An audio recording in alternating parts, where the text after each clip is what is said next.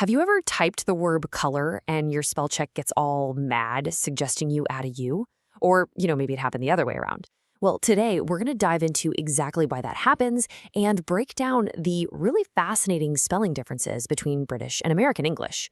So, this is probably the most famous example you'll ever see. Color, with a U for the Brits, and color without it for Americans. It's like a classic calling card.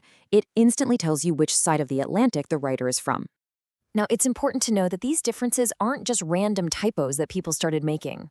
Oh no, they're actually the result of two completely distinct formal spelling systems that have been developing for centuries. At its heart, the main idea is pretty simple. The two major forms of English have basically set up their own unique rulebooks for spelling, and that fundamental difference is what we're going to get into today. Okay, so what does this actually look like in the real world? Let's break down some of the most common patterns you're going to run into with everyday words. First up, we've got the classic R versus OR ending. You see, British English often has that extra oo in words like color and favor, which comes from a historical French influence. American English, on the other hand, tends to streamline things, dropping that oo for a simpler spelling. And you'll see a really similar thing happen with words that end in RE or ER. So in Britain, you might go to a theater that's in the town's center. But in the United States, well, those exact same places are spelled with an ER at the end. Okay, now this next one is interesting because the lines can get a little blurry sometimes.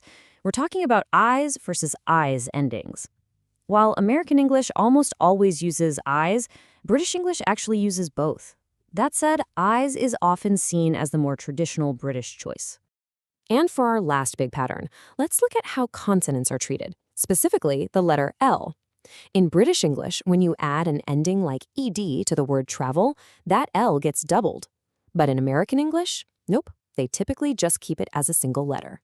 So, the big question is, how on earth do we end up with two different rule books for the exact same language?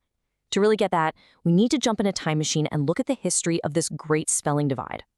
The split was pretty much formalized by two key historical figures. You can see on this timeline here, way back in 1755, you had Samuel Johnson. He published a dictionary that became the gold standard for British spelling. But then, after the American Revolution, there was this huge push for cultural independence.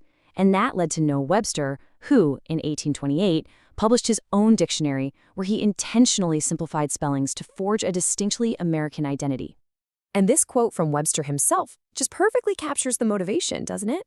He argued that a nation that was independent in its government should also be independent in its language. So for him, changing a few spellings wasn't just about grammar, it was a huge political statement about a new American identity.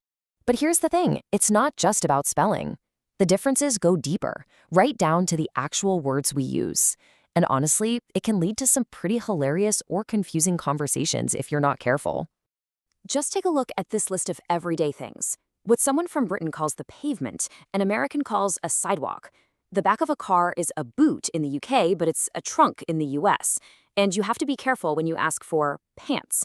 In Britain, that's your underwear. In America, it just means trousers. So yeah, these vocabulary changes can be just as big a deal as the spelling. So all of this leads us to a really fascinating question about where we're headed. In today's super connected world with the internet and global media, are these differences going to slowly fade away into one big global English? Or is the exact opposite going to happen? Will the language just keep evolving and branching off into new local variations? It's definitely something to think about. This video is brought to you by the IELTS Focus Zalo 0847-705-973, an English center specializing in IELTS preparation.